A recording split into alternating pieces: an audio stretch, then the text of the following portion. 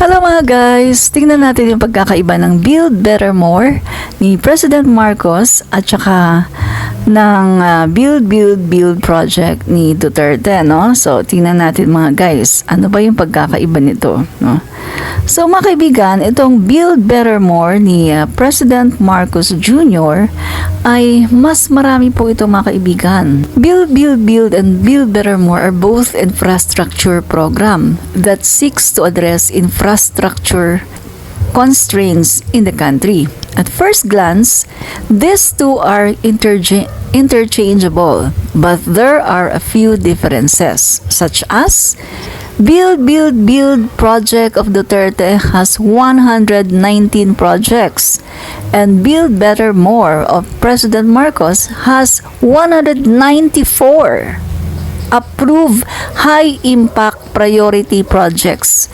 So, ang Build projects ni Duterte ay 119 lang. Samantalang ang Build Better More ni President Marcos Jr. ay 194.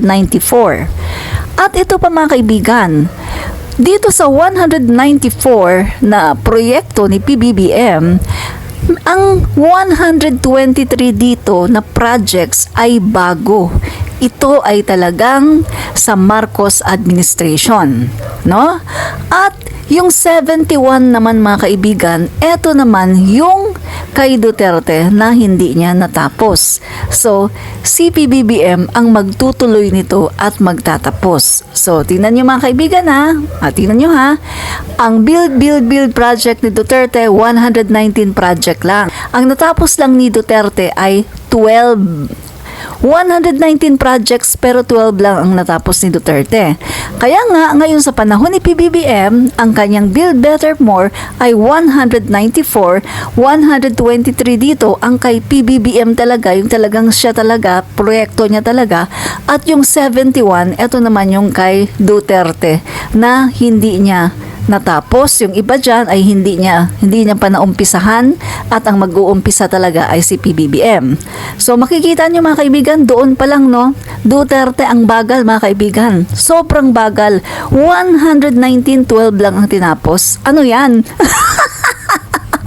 Ang bagal. Tapos kapag nagsalita ang mga didishits, akala mo may binatbat. Wala naman palang binatbat ang kanilang presidente sa pangulo natin. Biruin niyo mga kaibigan, yung 194 na proyekto ngayon ng ating pangulo, 123 ay kanya kay PBBM at 71 doon. Ang laki, 71 kay Duterte yon, mga hindi na umpisahan ni Duterte, at yung iba doon na umpisahan lang tapos wala na. Si PBBM ang magtutuloy.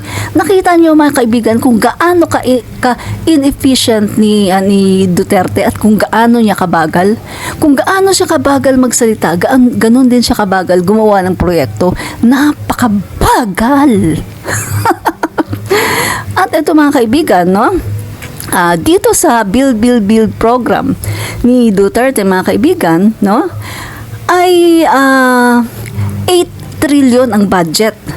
Take note ha, kay Duterte mga kaibigan, no, kay Duterte 8 trillion ang budget, 119 lang. Pero 8 trillion ang budget. Samantalang kay PBBM, 194. Ang dami niyang proyekto. Almost 200 ang kanyang projects. Pero 9 trillion lang. Tingnan nyo mga kaibigan. Di ba dapat at least mga 13 trillion to? Kasi 194 projects eh. Si Duterte nga 119 lang. Tapos 8 trillion. Pagkatapos kay PBBM, 194 projects, almost 200. Pagkatapos 9 trillion lang. So pumapatak ngayon mga kaibigan na doon dito sa proyekto ni Duterte, mas maraming kawat. Mas maraming corruption. Kasi bakit ganyan? Ang laki-laki. 12 lang ang natapos. Di ba? Doon ka talaga, yun talaga ang masasabi mo. Korupsyon yan, mga kaibigan. At ito mga kaibigan, no, ito ang napakaraming listahan ng 194 flagship project ni PBBM. Tingnan nyo na lang mga kaibigan, ha? Puntahan nyo na lang itong page na ito, re-recommend ko sa inyo. Nandito siya mga kaibigan, PBBM Strong with a Heart. Puntahan nyo ang page na yan sa Facebook at tingnan nyo dyan yung 194 flagship project ni PBBM. Meron din naman yan dito, no? May content din ako niyan dito, no? Yung sinasabi ko kung ano-ano yung mga 194 flagship project na yan. So, puntahan nyo mga kaibigan, no? Or itong page na to, PBBM Strong with a Heart, no? Para makita nyo kung ano-ano yung mga proyekto na to. So, kita nyo mga kaibigan, kitang-kita natin na napaka-inefficient, napaka-incompetent ni Duterte. Napakabagal, kung gaano siya kabagal magsalita, ganon din siya kabagal gumawa ng proyekto. At kita nyo, take note, 8 trillion, 12 lang ang natapos niya sa 191, sa 119 project, 12 lang ang natapos niya. Kita niyo mga kaibigan? Oh. Wala talaga, walang binatbat sa ating Pangulo. Si Duterte, walang binatbat sa ating Pangulo, PBBM. Diba? Peace! I love you, bashers!